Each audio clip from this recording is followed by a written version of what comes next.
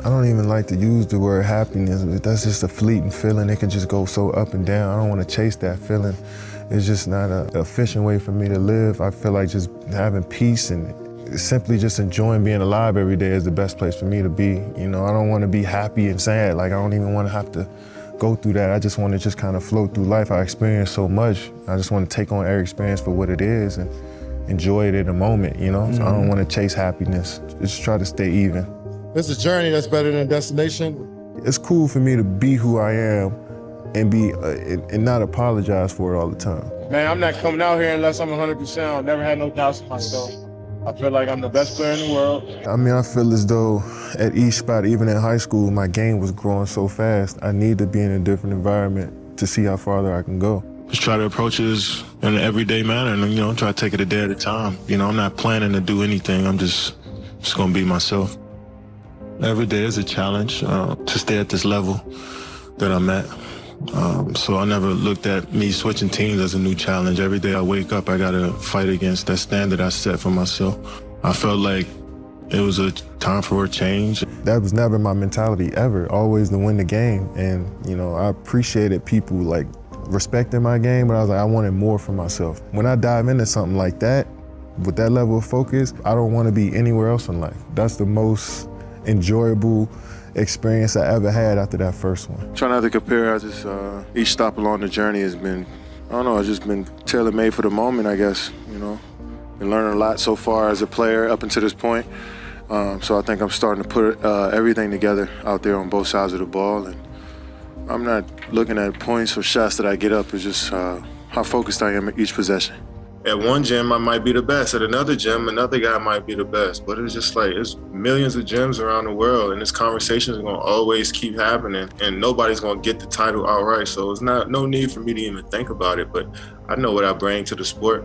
I know what I bring to the culture of the sport.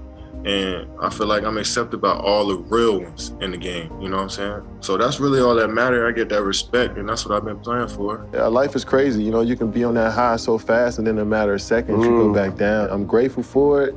It's stuff that I had to go through it, but I'm also grateful that I can experience it, because down the line, I can be able to speak on how much it helped me as a player and a person. I went through some adversity, but that's a part of life. That's a part of this journey, and I knew it.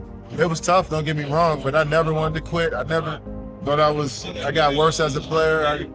I never thought that, so I wouldn't say it was a low. I just thought I hit some adversity, hit a couple bumps.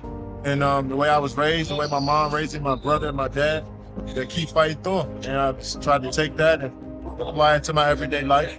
We were stacked, the odds were stacked against us. Single parent with 2 boys.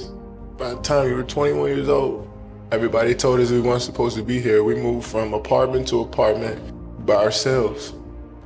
One of the best memories I had is when we moved into our first apartment. No bed, no furniture, and we just all sat in the living room and just hugged each other, because that's what we thought we made it. When something good happens to you, I don't know about you guys, but I tend to look back to what brought me here. You wake me up in the middle of the night in the summer times, making me run up a hill, making me do push-ups, screaming at me from the sideline of my games at 8 or 9 years old. We wasn't supposed to be here. You made us believe. You kept us off the street, put clothes on our backs, food on the table. When you didn't eat, you made sure we ate. You went to sleep hungry. You sacrificed for us. You the real MVP. Yeah, family first. Communication is key. I'd like to thank God for changing my life and let me really realize what life is all about. Basketball is just a platform in order for me to inspire people. And I realized that so many people believed in me when I didn't believe in myself. So many people doubted me and motivated me every single day to be who I am. I failed so many times and got back up. I've been through the toughest times with my family, but I'm still standing. When you got people behind you, you can do whatever. At the end of the day, I just focus on being the best that I can be and adding it to the group, wherever. That's the most important time, like personal time in the gym. You know, you spend a lot of time with your teammates and working through schemes and trying to be a great team. And sometimes you can lose sight of you as an individual trying to do all of that stuff. So when you're in the gym and focusing on your craft and your skills and how you can be your best to bring to the team, I think that's what the game is to me. You know, because we're all individuals trying to bring something special to a group. We're here for a reason. Every team is looking to get better. Saying we want to look to upgrade and get better from where we were. I mean, this is progression of a unit, you know. So keep building our identity. That's the thing. And your identity comes from winning basketball games, regardless, you know. So if you win basketball games, you figure out what your role is as an individual, and you kind of stick to that. So never jealous of no teammate ever. Well, our only goal is to be the best version of ourselves every single day individually and bring that together and work as a unit. And outside noise from people who are hoping that we fail, hoping that they see a show or get entertained by some drama. I mean, we can't control that stuff, you know? So we just worried about, you know, who we are individually and then bringing that together as a unit each and every day. Only the people in this building matter. It means nothing to me because I still got to get up and work on my game even though I don't want to. You know what I'm saying? So it's like that noise around me, don't stop talking like that. Like, I don't give a about if I'm the best player in the league. I know what I bring every night. No crying over spilled milk. It's about how we can progress and get better from here. I definitely used to have crazy anxiety wondering how I was going to play the next day or the next series, you know, and it used to drive me crazy. You know what I'm saying? And for my mental health, I guess, it's easier for me to have this approach of just, you know, waiting to see what happens and then falling back on the work that I put in, you know what I'm saying? And if I fall back on that work, then, you know, I don't have to worry too much about what happened. I already know it'll come naturally. Try to play and try not to worry about it. If it happens, it happens. You know, sometimes when you tend to focus too much on not getting injured, you probably go out there and get injured, you know. So I just try to go as hard as I can and live with the results. And I see more issues if we're not focused, you know what I'm saying? If we're not locked in on the game plan more so than anything. Once we got a good game plan and, you know, we follow it to the T, you know, we understand that life is also bigger than this. So, like, if I'm telling you to, like, get your ass in the corner, it's not that I don't like you. It's just that, you know, that's what we need for this play to work. I wasn't expecting to be a happy human being from a title. I was just expecting, like, you know, the ending of a movie. Once you work so hard and everybody tells you, like, yo, this is what you need to be working for, is this gold ball and these rings.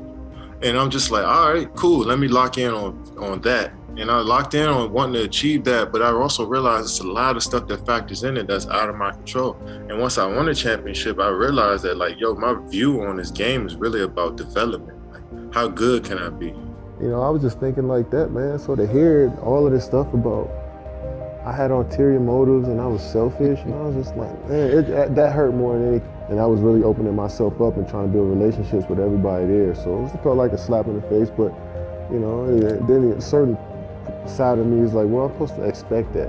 Like, I don't expect these people to be my friends. Yeah. Like, that was my fault at the end of the day. So I shouldn't have opened up that much. I shouldn't have expected them to be, you know, cool and be friends with me or to do right by me, you know what I'm saying? So yeah, I felt like, yeah, of course I felt hurt from it, but, you know, it's a lesson learned. Kevin Durant's favorite quote is, hard work beats talent when talent fails to work hard.